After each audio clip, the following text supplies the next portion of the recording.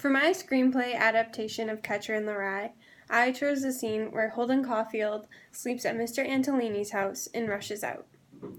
This scene really struck out to me while I was reading for many reasons. The most important reason was how the reader's opinion was shaped by Holden's initial reaction. When he awoke to Mr. Antolini stroking his head, he automatically thought the worst. Although everyone can agree that the act was super creepy and worthy of departure, Holden's initial reaction and thoughts and quick judgment of Mr. Antolini gave more of an insight into his character. Understandably, it was the 1950s, and there was a real fear of gay people, so Holden's actions must be excused. However, how quick his opinion of Mr. Antolini changed because of one action must be noted.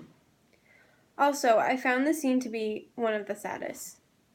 Holden felt very betrayed by this action by someone who he really looked up to, and that is the tragedy itself.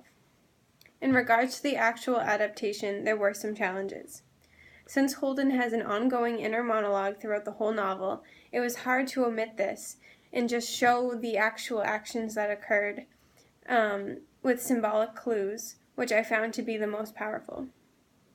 I retained the briskness of the scene, Mr. Antolini's drinking, the actions committed throughout the scene, but I changed the tone.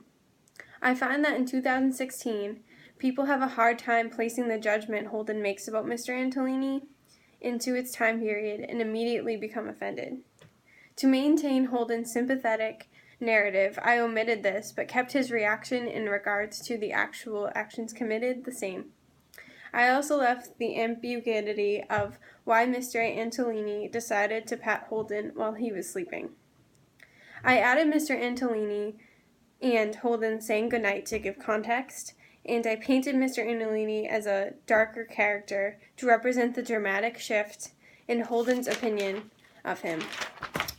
Overall, Catcher in the Rye could be a full-length film, but there would need to be a voiceover, which was not present in my scene adaptation.